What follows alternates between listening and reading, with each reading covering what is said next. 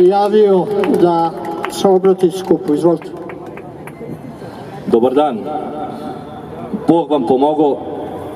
Inače, ja dolazim sa juga Srbije, iz Kuršumlije. Kuršumlija je opština koja se međi sa Kosovom u dužini od 105 km. Ta opština ima oko 1000 kvadratnih kilometara, a nema ni jednog Albanca. To je jedina etnički čista opština u Srbiji. Inače sam ja predsjednik Udruženja boraca Gvozdeni puk Srbije. 2008. godine, ako se sećaju ovde Beograđani, ja sam organizovao proteste ispred vlade gde je došlo iz unutrašnjosti oko 10.000 uniformisanih rezervista i nismo protestovali ovako, nego smo došli i ostali smo, spavali smo na -10 nekoliko dana do ispunjenja naših zahteva. Tako treba da budu i svi ostali skupovi ovde u Beogradu. I ovom prilikom pozivam sve organizacije, sve političke faktore da se pridruže ovim skupovima.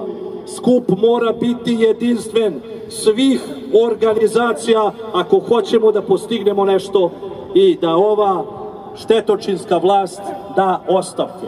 Pod ovim uslovima više nikada izbori, zato što će ponovo da ih pokradu. Inače, učesnik sam svih ratova. Znači, ne brani se Kosovo više na Kosovu, nego se brani ovde u Beogradu od Vučića i njegove ekipe.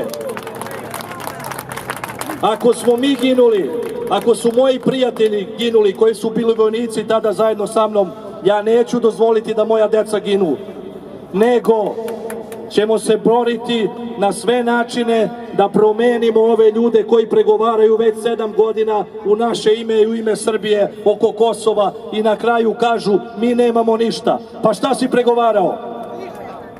Znači, on prvi mora da da ostavku, da se raspusti Skupština, da se raspusti vlada i da se krene u fer i korektne izbore. Prelazna vlada 3 meseca i da stanemo na noge kao građani, kao ljudi, da živimo dostojanstveno. To je naš cilj.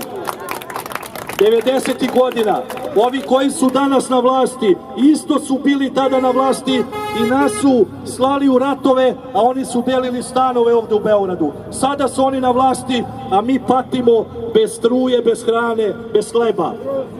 To je problem. I, znači, treba da bude jasno svima, svim organizacijama, nemoj da organizuju sami proteste. Ko organizuje sam proteste, znači nije za jedinstvo. Samo jedinstvo može pobediti ovu vlast. Na jednoj strani vlast, na drugoj strani svi ostali. Znači, to je jedino u Srbiji. Ne postoji između. Ne postoji između. I svi nezadovoljni koji su u Srbiji treba da budu ovde jednog dana. I kad dođemo, kad se okupimo u velikom broju, postavit ćemo šatore, nećemo da se pomerimo iz Beograda ispred predsjedničke palate.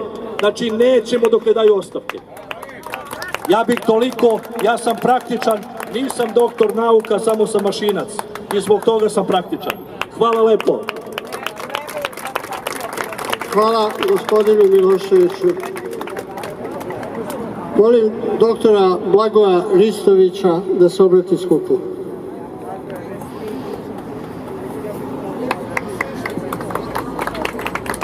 Pomaže Bog. Ja sam poznat među mojim prijateljima kao medijski manija, što znači da 10 sati dnevno pratim televizijske i radio programe, a razlog što to radim je jer sam se bavio naukom i smatram da ne mogu da komentarišem ono sa čime se nisam upoznao. I ja smatram dok se ne oslobode mediji nemamo nikakve šanse da bilo šta promenimo. Kad jedanput osvojimo medije i oslobodimo medije, nikad niko više neće moći sa nama da vlada i da nam ispira mozak.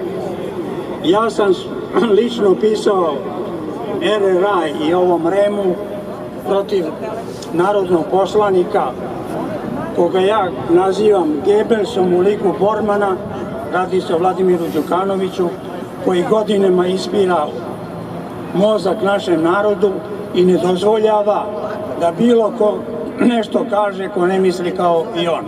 Poziva goste koji će da mu služe kao pomoćnici da ogovara ljude i da ih vređa koji nisu u mogućnosti da mu odgovore.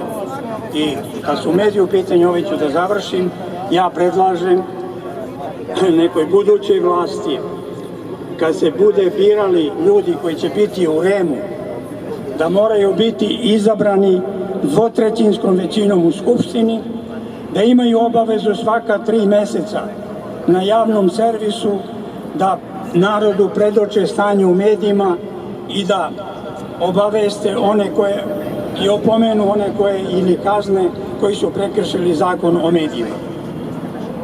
Takođe bi morali bar jedan put u mesecu da imaju dan kada će moći